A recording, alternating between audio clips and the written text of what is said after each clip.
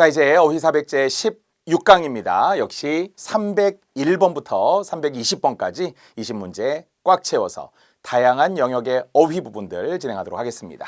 자, 301번 문제 의도는 어떤 방법을 묻고 있었어요. 즉, 글에 의하면 전개 방식이 되는 거죠. 그랬더니 브로데론이라는 독일어를 이제 예로 들어서 설명을 하면서 자, 도쿄와 관련한 서울의 공통점이 뭐였느냐? 도쿄에 갔더니 브로데론 하더라. 바로 이것은 부글부글 끓어오르다라는 말인데 서울에 와서도 똑같이 브로데론 하네 이렇게 느꼈다라는 거예요. 그래서 결국 활기가 넘친다, 살아 움직인다, 뭐 이렇게 다들 외국인들도 인천국제공항에 내려서부터 한국의 발전상에 막 감탄한다고 하잖아요. 그리고 우리 한국인들이 또 되게 활기가 넘치죠. 물론 빨리빨리라는 것을 부정적이기보다 긍정적으로 보면 약간 브로데론한 막 활기가 넘치고 이게 굉장히 에너지가 넘치다 이렇게 느낄 수 있습니다. 결과적으로 도쿄와 한국은 모두 브로데론하다라는 점에서 비교가 되고요. 물론 선제는 없지만 예시도 있을 수 있죠. 브로데론이라는 단어를 예로 들었다 이럴 수는 있습니다만 두 도시를 비교하고 있기 때문에 공통점에 해당하는 것을 비교, 차이점은 대조 이렇게 하겠죠. 우리가 이미 내용 전개 방식이라고 하는 비문학에서 많이 알고 있는 선지들이었습니다. 자, 숨어있는 한자까지 포함하여서 종류별로 나누는 것은 분류, 전체를 부분으로 나누는 것은 분석, 공통점의 비교, 원인 결과의 인과가 있으니까 정답 자체는 그렇게 어렵지 않았습니다. 브로데론이라는 단어가 되게 우리 수험생들에게도 좀 기억이 잘 남았으면 좋겠어요. 오늘 하루도 브로데론하게 또 우리가 항상 공부할 때도 막 축 처져가지고 막 스트레스 받기보다는 좀 활기 넘치고 에너지 넘쳤으면 좋겠습니다. 자, 문제 의도 의미의 중복이 없다라는 것이 하나고요. 나머지 세 가지는 의미의 중복이 있다는 거겠네요.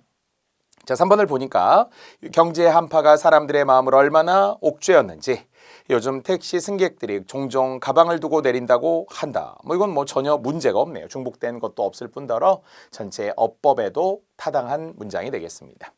자, 그러나 1번 역시 우리가 자주 이야기했던 뇌리속이라고 하는 것이 겹치기 때문에 줄여서 뇌리를 아니면 머릿속을 이렇게 둘 중에 하나로 고치면 되고요.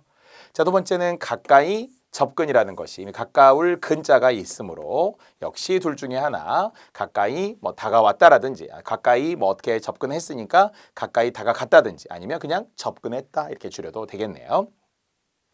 자, 4번에서는 아무 생각 없다라는 말이 무심하다라는 말과 역시 같은 말이 되겠네요. 나머지는 중복된 게 없으니까 하나씩 지금 선지로 나와 있었어요. 뇌리, 머릿속, 접근 또는 무심하게라고 말이죠. 자, 303번입니다. 자, 소설을 모르면 틀릴 수 있었으나 자, 이청준의 선악동 나그네가 구교과서에 수록되어 있었고 앞에서 우리가 이 소설에 관한 언급을 했던 거 맞죠? 그래서 둘 사이에서의 서로 정체를 알았는데 모르는 척하는 눈먼 여인과 북을 쳤던 오라비가 정말 오랜만에 재회하게 된 거예요. 영화 판소리를 역시 소재로 했던 서편제의 연작 소설이기 때문에 여러분이 혹시라도 서편제라는 영화를 알고 있으시다면 이 소설에 대한 이해가 바로 올 거고요. 잘 모른다면 그냥 줄거리가 그랬다고 이해하고 푸시기 바랍니다. 다시 진짜 선악동이라는 곳이 이제 실제 학이 놀고 있는 것처럼 자연의 경치가 아름다운 곳이 진짜 정말 어떤 선악동이라고 하는 자체가 이제 소설 속의 장소입니다만 그래서 원래는 주인 사내와 손이라고 하는 어떤 인물도 서로 알아요. 서로 정체를 아는데 정체를 알아보았지만 그러나 모르는 척 하는 거예요. 서로 이제 어떤 상황인지 어떻게 이 손은 손님을 말하는 거예요. 소설 속에 의하면 눈먼 여인을 찾으러 돌아다니던 그런 오라비 동생이에요. 동생. 그래서 남동생이 누이를 찾아다니는데 그러나 모르는 채 했다는 거예요.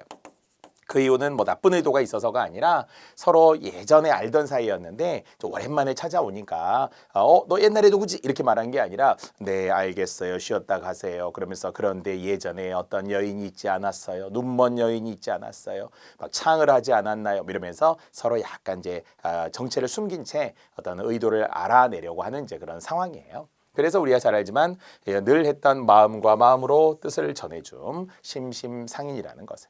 또 원래 이제 이 뒤에서는 그래서 결국 누이와 재회하면서도 또 동생이 북을 쳐준다고 하면서 서로 소리와 북을 통해서 교감을 나누지만 서로 정체를 밝히지 않아요. 오랜만에 오누이가 만났기 때문에 이런 게 되게 감동적이었던 소설이자 영화입니다.